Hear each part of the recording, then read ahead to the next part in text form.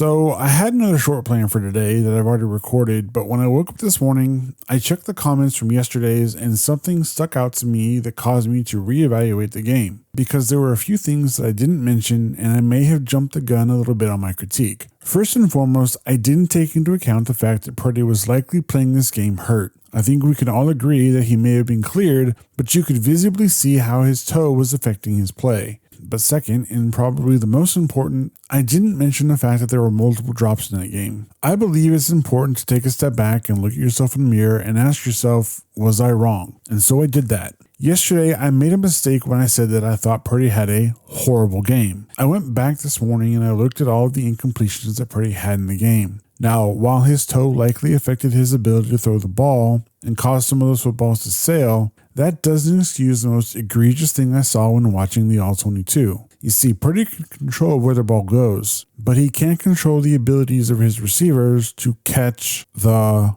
ball. It's the difference between a 58% completion rate versus a 74% completion rate. If every receiver catches the ball correctly, we're talking about a wildly different game here. We'd likely be talking about a win. I mean, there's literally one pass that Jennings drops in the end zone. For all of the blame that people want to put on Purdy, that same energy needs to be directed to every receiver that dropped a pass in that game. Lastly, in regards to that first interception, there was something I didn't notice at first and I should have clocked it during the presser after the game. When you watch that play from a different angle, you should see a couple of things. First, McCaffrey is held up at the line at the start of the play, meaning that he wasn't able to get on his route on time. Second, while it appears that Brock throws the ball too late, to me, it actually looks like he throws it a tick too early because he probably didn't see McCaffrey get to the route late. For me personally, had McCaffrey been able to get to his route on time, he would have been in the spot the ball landed in, and he makes that catch no problem. Ultimately, what this proved to me is that while Purdy didn't necessarily play to his standard, the game of football is a lot more complicated than a lot of people treat it.